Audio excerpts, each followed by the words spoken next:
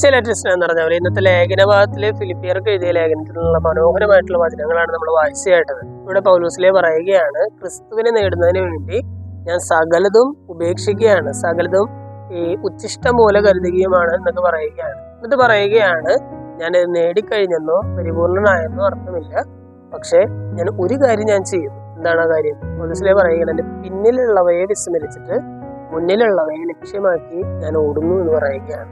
എന്ന് പറഞ്ഞാൽ ഇതുവരെ ഉണ്ടായിരുന്ന കാര്യങ്ങളെല്ലാം ഞാൻ വിസ്മരിച്ച് ഇനി മുന്നിലുള്ളത് മാത്രമാണ് എൻ്റെ ലക്ഷ്യം.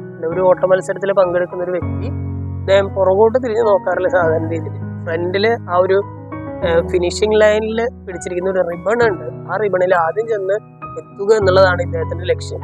അതിനെ മാത്രം ഫോക്കസ് ചെയ്ത്, ഈ ലക്ഷ്യം മാത്രം ഫോക്കസ് ചെയ്ത് ഇദ്ദേഹം ഫ്രണ്ടിലോട്ട് ഓടുകയാണ്.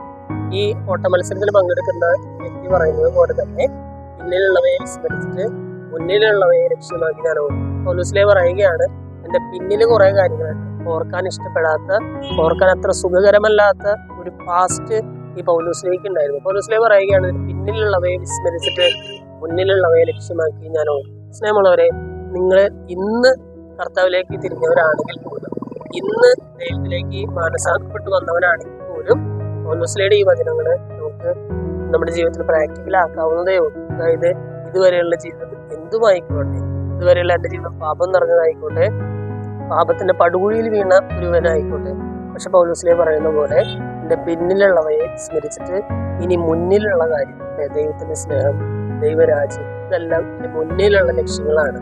പൗലോസിലെ പറഞ്ഞതുപോലെ എൻ്റെ പിന്നിലുള്ളവയെ സ്മരിച്ചിട്ട് അതൊക്കെ മറന്നു കളഞ്ഞിട്ട് മുന്നിലുള്ളവയെ മാത്രം ലക്ഷ്യമാക്കി ഞാൻ ഓടും.